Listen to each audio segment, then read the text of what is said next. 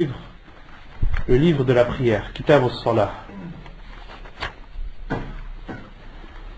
Al-Salah, donc la prière, comme on avait dit la semaine dernière et dans les cours précédents, lorsqu'on entame un nouveau chapitre, il est préférable de donner la définition des termes qu'on utilise.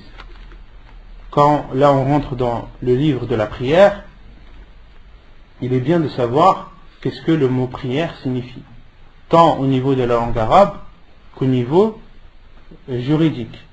D'accord? As-salat lughatan huwa ad-du'a.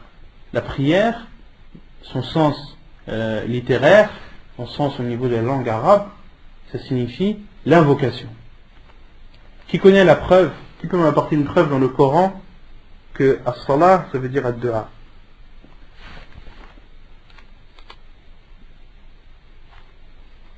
Il y a un verset que tout le monde connaît.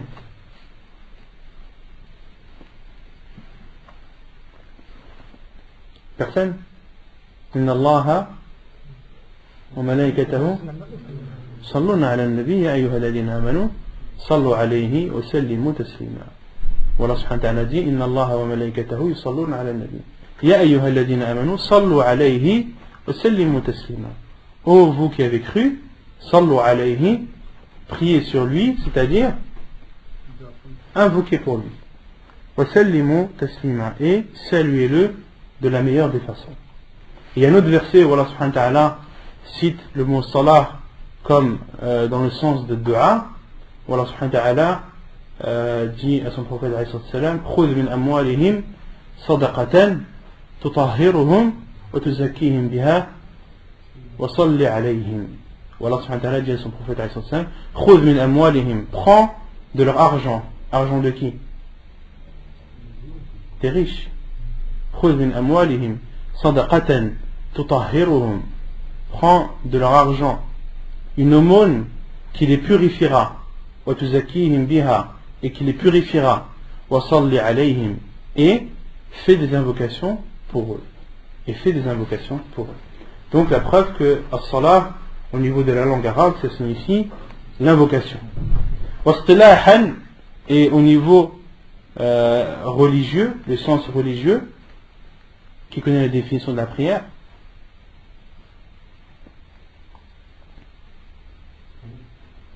Et il vous dit la prière, c'est quoi la prière? La définition de la prière. Non, 5 prières, c'est 5 prières. Là tu m'as dit le nombre, le chiffre. Mais la prière, c'est quoi la définition? Non? Une adoration, la zakat, c'est une adoration aussi. Non, il y a une définition, je veux une définition. La prière, qu'est-ce que c'est? Non. Des gestes, des paroles et dans un ordre, des classifications. T'as bien commencé, t'as mal fini. C'est des gestes, sahih. La prière, c'est des gestes, des paroles qui commencent par le takbir et qui finissent par le tasbih. Là, c'est ça la prière. C'est simple que ça. هي الأفعال والأقوال التي تبدأ بالتكبير وتختتم بالتسليم. La définition de la prière. نعم. يقول المؤلف الصلوات المفروضات 5 الظهر والعصر والمغرب والعشاء والفجر. Donc les prières obligatoires sont au nombre de 5. Al-Dhuhr, Al-Asr, Al-Maghrib, Al-Isha et Al-Fajr. Et Al-Fajr, il y a des hadiths qui nomment Al-Fajr Al-Subh. Et ça c'est aussi au niveau des écoles juridiques. Vous allez voir certaines écoles qui vont appeler Al-Fajr Al-Subh et Al-Subh Al-Fajr. Ce sont deux termes qui veulent dire la même chose. D'accord? Et certains disent que Al-Subh c'est la prière obligatoire et Al-Fajr ce sont les deux prières, les deux rak'at qui sont surérogatoires que l'on fait avant la prière obligatoire. D'accord? Donc tout ça ce sont des termes. Après il faut seulement être sûr du terme qui est employé et de son sens. Et certains peuvent employer Al-Fajr en voulant dire la prière obligatoire, d'autres peuvent employer Al-Fajr en voulant dire la prière surrogatoire. Il faut demander explication et éclaircissement. D'accord? Mais les hadiths du prophète sallam, comme on verra plus tard, certains hadiths la nomment as-subh, donc la prière obligatoire, et d'autres hadiths nomment la même prière obligatoire al-fajr. Donc les prières obligatoires sont au nombre de 5. عن أنس بن مالك رضي الله عنه قال فرضت على النبي صلى الله عليه وسلم الصلوات ليلة أسري به 50 ثم نقصت حتى جعلت 5 ثم نودي يا محمد إنه لا يبدل القول لدي وإن لك بهذه 50 حديث متفق عليه رواه البخاري ومسلم. Selon Anas ibn Malik radiyallahu anhu, il dit: les prières ont été rendues obligatoires sur le prophète alayhi salam la nuit où il a fait l'ascension. Leur nombre était de 50. Thumma nuqisat, puis elles ont été diminuées jusqu'à atteindre le nombre de 5. Puis le prophète alayhi salam a été appelé. Il a été dit: ô Mohammed, ma parole ne change plus. Tu as maintenant 5 prières pour 50.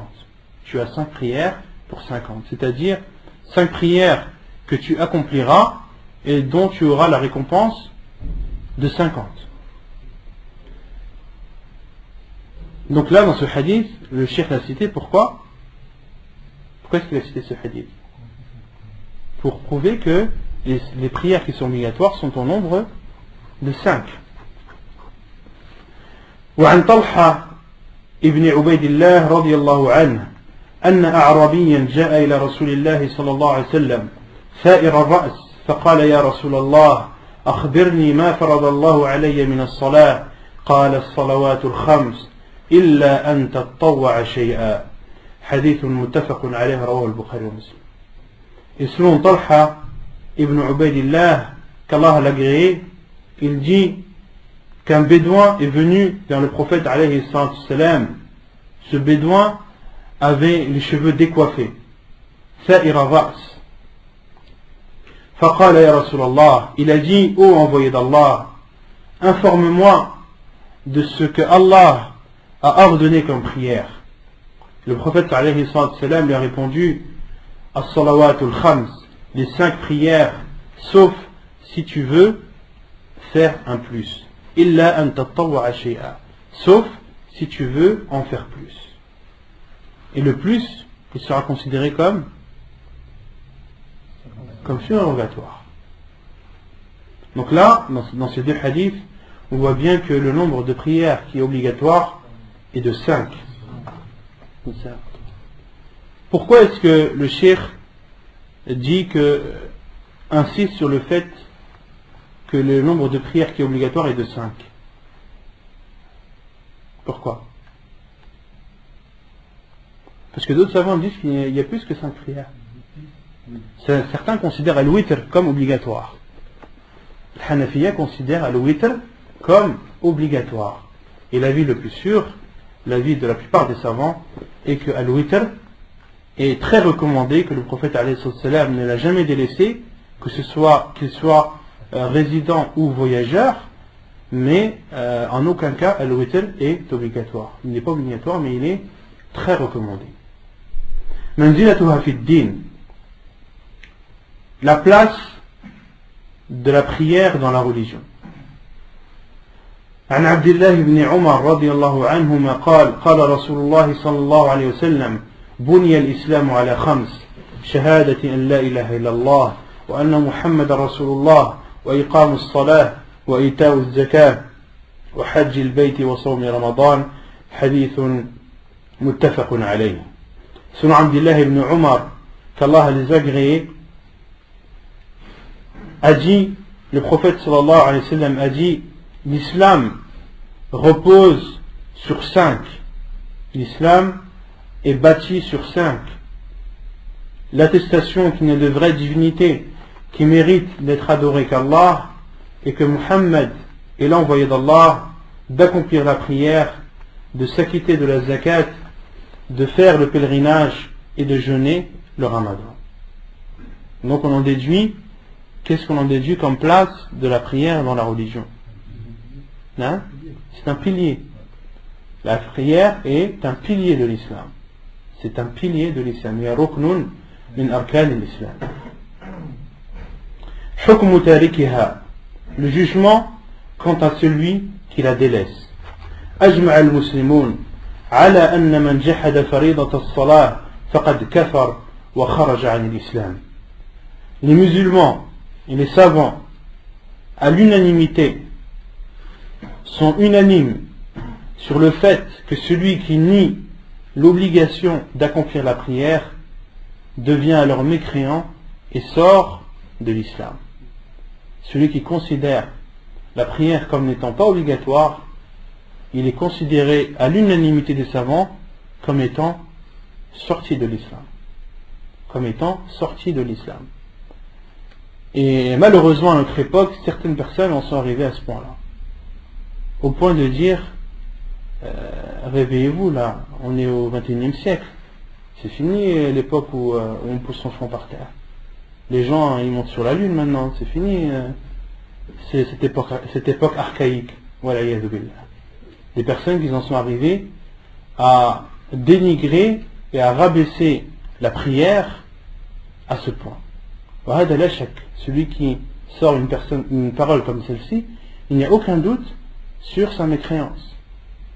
Il n'y a aucun doute sur sa mécréance. Allah subhanahu wa ta'ala a ordonné la prière à son prophète alayhi salam au-dessus des 7 cieux. La seule adoration qui a été ordonnée au prophète alayhi salam directement au-dessus des 7 cieux, c'est quoi? C'est la prière. La seule adoration qui ne peut pas être compensée par une autre, c'est laquelle? Salat. Celui qui est malade, celui par exemple qui est pauvre, est-ce que la zakat lui est obligatoire? Non. Celui qui est malade, est-ce que le jeûne lui est obligatoire? Celui qui ne peut pas jeûner, qu'est-ce qu'il fait? Il nourrit un pauvre. D'accord? Il y a une compensation. Celui qui n'a pas les moyens d'aller au pèlerinage, est-ce qu'il y a une compensation derrière? Non. Par contre, la prière, celui qui a un souffle de vie, qui a sa raison, il doit faire sa prière. Celui qui ne peut pas faire les ablutions avec de l'eau, qu'il fasse at-tayammum. Celui qui ne peut faire ni les ablutions, ni at-tayammum, qu'il prie sans ablution. Celui qui peut prier debout, il doit prier debout. Celui qui ne peut pas prier debout, qu'il prie assis. S'il ne peut pas prier assis, qu'il prie allongé. S'il ne peut pas prier, il ne peut pas bouger sa tête, il bouge ses yeux. S'il ne peut pas bouger ses yeux, il prie comme dans l'état où il est. À partir du moment où il a encore un souffle de vie et qu'il a sa raison, la prière lui est obligatoire. Dans tous les cas. Il n'y a rien qui la remplace. La prière, rien ne la remplace. Pour montrer l'importance qu'a cette prière dans notre religion. طيب لكنهم اختلفوا في من ترك الصلاة مع اعتقاده وجوبها. Et là où il y a la divergence entre les savants, c'est quant à celui qui délaisse la prière tout en étant convaincu et en ayant la conviction et la foi que cette prière est obligatoire. Mais malgré le fait qu'il sache que cette prière n'est pas est obligatoire et l'a délaissée, c'est là où il y a une divergence des savants. وسبب الخلاف أحاديث جاءت عن رسول الله صلى الله عليه وسلم تسمي تارك الصلاة كافرا من غير تفريق بين الجاحد والمتهاون. عن جابر رضي الله عنه قال قال رسول الله صلى الله عليه وسلم إن بين الرجل وبين الشرك والكفر ترك الصلاة. وعن بريدة قال سمعت رسول الله صلى الله عليه وسلم يقول العهد الذي بيننا وبينهم الصلاة فمن تركها فقد كفر. حديث صحيح رواه ابن ماجه. Et la cause de la divergence sont des hadiths du prophète alayhi salatu wassalam qui nomment le fait de délaisser la prière comme étant de la mécréance, sans différencier le pourquoi du délaissement. Dans les hadiths, il n'est pas stipulé pourquoi la personne a délaissé. Est-ce qu'elle a délaissé par fainéantise ou est-ce qu'elle l'a délaissé en reniant son obligation? Les hadiths du prophète sont généraux, sont globaux. Parmi ces hadiths, le hadith de Jabir radiallahu anhu, qui dit que le prophète sallallahu alayhi wa sallam a dit: il y a entre l'homme et la mécréance le délaissement de la prière. Il y a entre l'homme et la mécréance le délaissement de la prière. Donc la limite, la chose qui sépare l'homme et la mécréance, c'est le délaissement de la prière. Hadith rapporté par Muslim et Abu Daoud. Et le second hadith, hadith Buraïdah, qui dit: j'ai entendu le prophète sallallahu alayhi wa sallam a dit dire le pacte qu'il y a entre nous et eux, c'est-à-dire entre nous et les mécréants, la prière. Le pacte qu'il y a entre nous et eux est la prière. Celui qui la délaisse a alors mécru. Celui qui la délaisse a alors mécru. لكن الراجح من أقوال العلماء أن المراد بالكفر هنا الكفر الأصغر الذي لا يخرج من الملة جمعا بين هذه الأحاديث وأحاديث أخر. Et ensuite le cheikh dit: mais l'avis le plus fort, l'avis le plus probable parmi les avis des savants, c'est que le kufr, la mécréance qui a été citée dans les hadiths, dans les hadiths précédemment cités, signifie la petite mécréance. La petite mécréance qui ne sort pas la personne de l'islam. Et ceci en rassemblant les hadiths du prophète alayhi salam qui ont été précédemment cités avec d'autres hadiths. Donc les savants qui considèrent que celui qui délaisse la prière est un mécréant, leur preuve ce sont les hadiths qu'on a cités auparavant. La différence qu'il y a entre un homme et la mécréance, c'est le délaissement de la prière. Et l'autre hadith du prophète alayhi salam, le pacte qu'il y a entre nous et eux est le délaissement de la prière. Celui qui la délaisse a alors mécru. Non. Et le cheikh dit: mais l'avis le plus probable, le plus fort, c'est que la mécréance qui a été citée dans les hadiths est une petite mécréance et non une grande mécréance. Est-ce que vous connaissez des hadiths du prophète où le terme mécréance a été cité, mais il signifie la petite mécréance et non la grande? Non.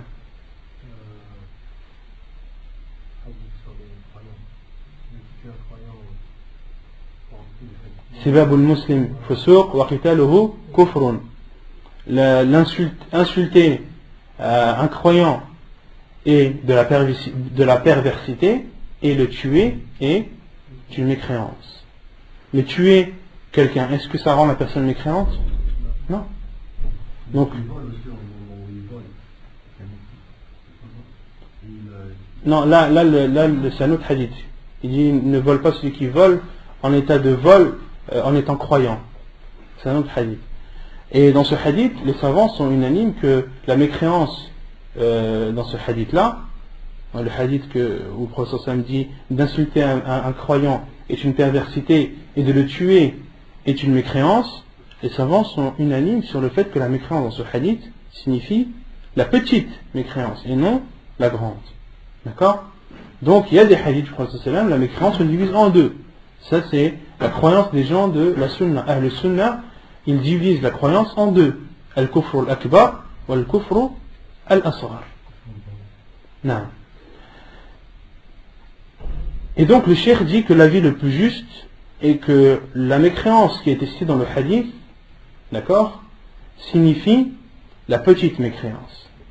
Et les savants disent que la preuve, c'est que le prophète a dit faqad kafar, il a alors mécru, il n'a pas dit fahuwa kafir. Et il y a une différence entre dire kafar et dire kafir. Il y a une différence entre dire kafar, mécru, et kafir, mécréant. Ce sont deux termes qui ne veulent pas forcément dire la même chose. Et donc le cheikh dit, et ceci en rassemblant les hadiths du prophète sallallahu alayhi wa sallam avec d'autres hadiths. Parmi ces hadiths, عن عبادة بن الصامت رضي الله عنه قال: سمعت رسول الله صلى الله عليه وسلم يقول: 5 صلوات كتبهن الله على العباد من أتى بهن لم يضيع منهن شيئا استخفافا بحقهن كان له عند الله عهد أن يدخله الجنة ومن لم يأت بهن فليس له عند الله عهد إن شاء عذبه وإن شاء غفر له. حديث صحيح رواه الإمام مالك في موطئه وأحمد وأبو داود وابن ماجه. Premier hadith est le hadith de Ubada ibn Samit, qu'Allah l'agrée, qui dit: j'ai entendu le prophète alayhi salatu wassalam dire 5 prières qu'Allah a ordonnées et a rendues obligatoires envers ses serviteurs. Celui qui les accomplit sans les délaisser et sans manquer à leur égard, Allah subhanahu wa ta'ala prend alors l'engagement de rentrer cette personne au paradis. كان له عند الله عهد أن يدخله الجنة. Allah prend alors l'engagement d'entrer cette personne au paradis. Et celui qui ne les accomplit pas, فليس له عند الله عهد. Allah subhanahu wa ta'ala n'a aucun engagement envers lui. إن شاء عذبه وإن شاء غفر له. Si Allah veut lui pardonner, il lui pardonnera. S'il veut le châtier, il le châtiera. Hadith authentique rapporté par Ibn Majah, Abu Daoud et Malik, l'imam Malik dans son Muwatta. Quelle est la preuve dans ce hadith que celui qui délaisse la prière par fainéantise ou en ayant conviction de son obligation, quelle est la preuve dans ce hadith qu'il n'est pas mécréant? Non. La preuve, c'est que dans ce hadith, le prophète a dit: celui qui délaisse les prières, Allah n'a aucun engagement envers lui. S'il veut, il lui pardonne. S'il veut, il le châtie. D'accord? Or, si c'était un mécréant, Allah subhanahu wa ta'ala, comme il dit dans le Coran, Inna Allah la yaghfiru an yushraka bih wa yaghfiru ma duna dhalika liman yasha. Allah ne pardonne pas à celui qui lui a associé quelqu'un ou quelque chose, mais il pardonne à toute autre personne. Qu'il veut.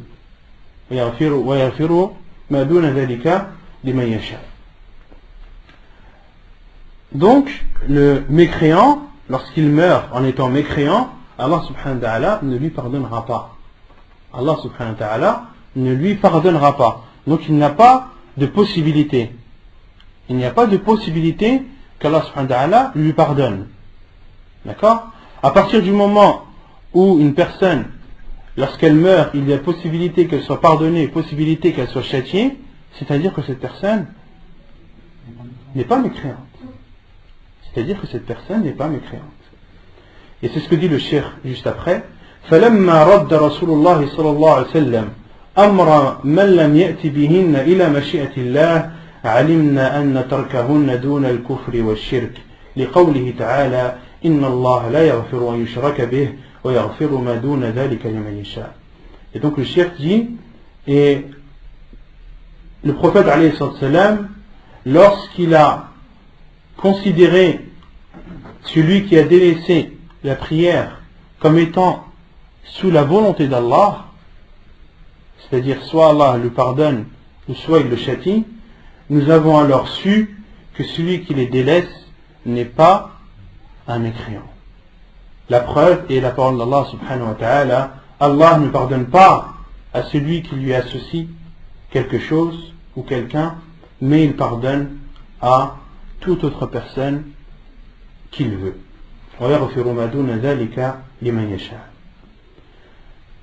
Second hadith, عن أبي هريرة رضي الله عنه قال: سمعت رسول الله صلى الله عليه وسلم يقول: إن أول ما يحاسب به العبد المسلم يوم القيامة الصلاة الصلاة المكتوبة فإن أتمها وإلا قيل انظروا هل له من تطوع فإن كان له تطوع أكملت الفريضة من تطوعه ثم يفعل بسائر الأعمال المفروضة مثل ذلك.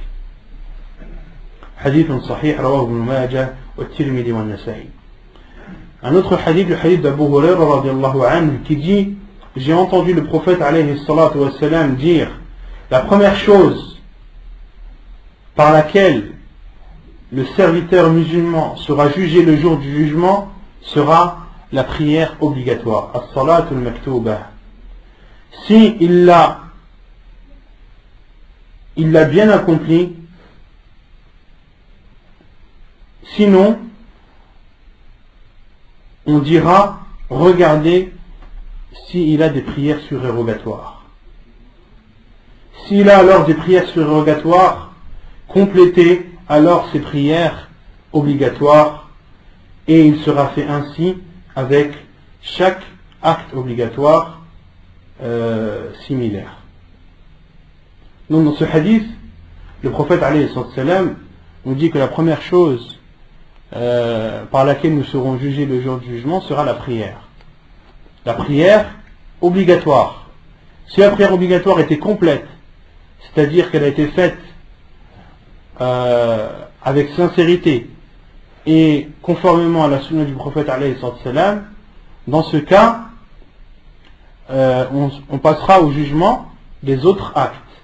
Mais si cette prière obligatoire n'est pas complète, il sera dit, Allah subhanahu wa ta'ala dira aux anges de regarder est-ce qu'il y a des prières surérogatoires que cette personne a faites qui pourront compenser le manque de ces prières obligatoires. D'accord? Et il sera fait ainsi avec tous les actes. Il sera fait ainsi avec tous les actes. D'accord? Comme le jeûne par exemple.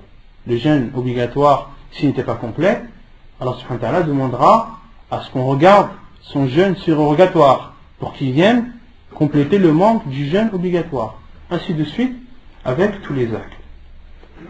Quelle est la preuve dans ce hadith que celui qui délaisse la prière n'est pas un mécréant?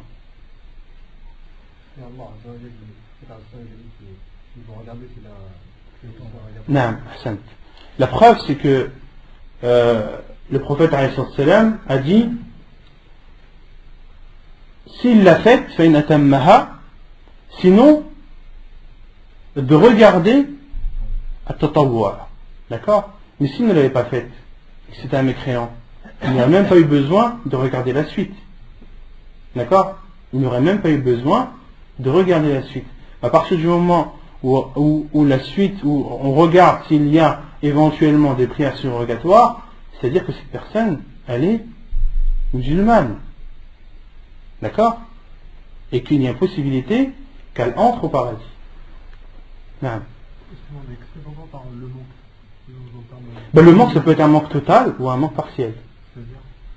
Soit la personne ne la fait pas, d'accord, ou soit la personne l'a faite ou ne l'a pas faite entièrement. On va faire 2 prières par jour, 3 prières par jour, d'accord. Le manque après, il est relatif, ça dépend. Ça peut être un manque total comme un manque partiel. Est-ce que aussi c'est par rapport à des choses qu'on devait faire, par exemple sur la prière et qu'on n'a pas fait? Ça peut être aussi en rapport à ça. Ça peut être un manque de khushu', ça peut être un manque au niveau des arkan, des piliers de la prière, comme de faire un ruku' comme il se doit, de faire un sujoud comme il se doit. Non, ça se fait compléter par des prières surrogatoires. Et c'est là où on répond aussi aux adeptes des épluchures dont on avait parlé la semaine dernière, ceux qui disent que les gens de la sunna perdent leur temps à parler de futilité, de parler de ci, de ça. C'est là où on voit où les choses surrogatoires ont leur importance. D'accord? Les choses surrogatoires ont leur importance sur quoi? Parce que Yawm al-Qiyamah, elles nous serviront à compléter les manques qu'on a eu dans nos adorations et dans nos œuvres obligatoires. Non. وعن حذيفة بن اليمان قال قال رسول الله صلى الله عليه وسلم يدرس الإسلام كما يدرس وشي الثوب حتى لا يدرى ما صيام ولا صلاة ولا نسك ولا صدقة ولا يسرى على كتاب الله عز وجل في ليلة فلا يبقى في الأرض منه آية وتبقى طوائف من الناس الشيخ الكبير والعجوز يقولون أدركنا آباءنا على هذه الكلمة لا إله إلا الله فنحن نقولها فقال له صلة ما تغني عنهم لا إله إلا الله وهم لا يدرون ما صلاة ولا صيام ولا نسك ولا صدقة فأعرض عنه حذيفة ثم ردها عليه ثلاثا كل ذلك يعرض عنه حذيفة ثم أقبل عليه في الثالثة فقال يا صلة تنجيه من النار يا صلة تنجيه من النار يا صلة تنجيه من النار حديث صحيح رواه ابن ماجه. Donc le troisième hadith, c'est le hadith de Hudayfa ibn al-Yaman radiyallahu anhu qui dit, le prophète alayhi salatu wassalam a dit yudrasu l'islam kama yudrasu washu thawb. Yudrasu l'islam, ça signifie que l'islam s'usera, si on traduit textuellement, l'islam s'usera comme s'use washu thawb, ce sont les broderies qui sont dans les vêtements. Au fur et à mesure du temps, ces broderies s'usent. D'accord? Et le prophète a comparé l'usure de l'islam, entre guillemets, à l'usure des vêtements brodés. Hatta la yudra, jusqu'à ce que les gens ne savent plus ce qu'est jeûne, ce qu'est prière, ce qu'est sacrifice, ce qu'est aumône. Et il va arriver un temps où les gens ne sauront même pas ce que c'est que as-sawm, ne sauront même pas ce que c'est que la prière, ne sauront même pas ce que c'est que de sacrifier une bête, ne sauront pas ce que c'est que l'aumône. Ça c'est vers la fin des temps. Il y a des hadiths du prophète sallam, il dit la taqumu as-sa'a illa ala shirar an-nas. L'heure n'arrivera ou ne surviendra que sur les pires des créatures. Et un autre hadith du prophète sallam, la taqumu as-sa'a wa ala al-ard man yaqulu Allah Allah. L'heure interviendra alors que sur terre il n'y aura personne qui puisse dire Allah Allah. À ce point. Il n'y aura plus de musulmans.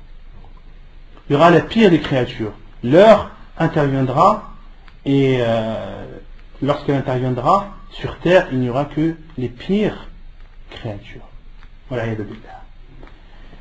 hatta la yudra, à tel point que jeûne, les gens ne sauront même pas ce que c'est que de jeûner, ne sauront pas ce que c'est que de prier, ne sauront pas ce que c'est que de donner de l'aumône. ولا يسرى على كتاب الله عز وجل في ليلة. ولا يسرى, et le Coran sera ôté. Allah subhanahu wa ta'ala élèvera le Coran. Les gens se lèveront le matin, ouvriront les masahib et verront que les pages blanches. Parmi les signes de la fin des temps, c'est qu'Allah subhanahu wa ta'ala va élever le Coran. Élever le Coran, les savants disent dans tous les sens. Les gens qui l'avaient dans leur poitrine, Allah subhanahu wa ta'ala élèvera. Ceux qui connaissaient le Coran par cœur, ils ne le connaîtront plus. Et tous les masahif, tous les Corans qui seront présents sur terre, Allah subhanahu wa ta'ala élèvera le Coran et les pages seront blanches. ولا يسرى على كتاب الله عز وجل في ليلة فلا يبقى في الأرض منه آية. Il ne restera sur terre ne serait-ce qu'un verset. Il n'y aura plus aucun verset sur terre. Non. Ça prouve qu'il est préservé. وتبقى طوائف من الناس الشيخ الكبير والعجوز. Et il restera des personnes, des vieilles personnes qui diront أدركنا آباءنا على هذه الكلمة. Nous avons connu nos pères et nos mères nous les avons connus en disant cette parole La ilaha illallah fa nahnu naquluha. Et nous la disons également. Yani, à cette époque, il n'y aura que des personnes âgées qui se rappelleront que leurs parents disaient La ilaha illallah et nous on dit La ilaha illallah. Et autrement dit, il n'y a que les vieilles personnes qui diront La ilaha illallah. Les jeunes, khalas, ils auront tout oublié. فقال له صلة. Et Silah a dit à Hudayfa, car c'est Hudayfa radiallahu anhu, qui rapporte le hadith du prophète alayhi salam. Et Silah lui a dit, est-ce que la ilaha illallah les sauvera alors qu'ils ne savaient même pas ce que c'est que prière, ce que c'est que jeûne, ce que c'est que sacrifice et ce que c'est qu'aumône. Et Hudayfa radiallahu anhu s'est éloigné de cela. يعني il l'a esquivé. فأعرض عنه ثم ردها عليه ثلاثا. Et Silah lui a réitéré sa phrase. Est-ce que la ilaha illallah leur servira et les sauvera alors qu'ils ne savaient pas ce que c'est que prière, que jeûne, que sacrifice et qu'aumône? Et Hudayfa radiallahu anhu l'a esquivé 3 fois. كل ذلك يعرض عنه حذيفة. À chaque fois Hudayfa radiallahu anhu esquivait Silah. ثم أقبل عليه في الثالثة. Puis après la 3e fois, Hudayfa radiallahu anhu est parti vers Silah. Il lui a dit, Ya Silah, ô Silah, tunjihi min an-nar, elle les sauvera du feu de l'enfer, elle les sauvera du feu de l'enfer, elle les sauvera du feu de l'enfer. C'est-à-dire, la ilaha illallah. La ilaha illallah les sauvera de l'enfer. Autrement dit, ils seront musulmans même s'ils n'ont pas fait la prière. Même s'ils n'ont pas fait la prière. Et ça, c'est un hadith que utilisent les savants qui rendent celui qui délaisse la prière musulman, comme Cheikh Al-Albani rahimahullah. Il rend ce hadith authentique. Et d'autres savants, comme ceux qui rendent ceux qui délaissent la prière mécréant, rendent ce hadith da'if, rendent ce hadith faible. Et Cheikh Al-Albani rahimahullah leur a répondu avec les preuves que ce hadith n'est pas faible, mais au contraire il est authentique. Un autre hadith que Cheikh Al-Albani rahimahullah utilise, c'est le hadith de l'bitaqa qu'on avait vu dans les cours précédents, le hadith de la carte. Vous connaissez le hadith de la carte? Celui qui viendra le jour du jugement alors qu'il n'aura accompli aucun bien. Et tous ces actes, tous ces péchés seront mis d'un côté de la balance et il sera sorti une carte que l'on mettra, qui sera mise sur l'autre plateau de la balance, et cette carte sera plus lourde que tous les péchés de la personne. Et Allah subhanahu wa ta'ala lui dira, innaka la tuzlamu al-yawm. Aujourd'hui tu ne seras point offensé. Et cette carte, il s'avérait que c'était la ilaha illallah, cette parole que cet homme avait dit et qui l'a sauvé du feu de l'enfer le jour du jugement alors qu'il n'avait accompli aucun bien. Non. À partir du moment où il avait dit la ilaha illallah, il était considéré comme musulman et donc sous la mashi'a, sous la volonté d'Allah, soit de lui pardonner et soit de le châtier. Et Allah subhanahu wa ta'ala, lorsqu'il pardonne à quelqu'un, c'est par son bienfait, par le bienfait d'Allah subhanahu wa ta'ala, et lorsqu'il châtie quelqu'un, c'est par justice. Non. طيب ونكتفي بهذا القدر. Donc on continuera Inch'Allah la semaine prochaine. وصلى الله وسلم وبارك على نبينا محمد وعلى آله وصحبه أجمعين وآخر دعوانا أن الحمد لله رب العالمين.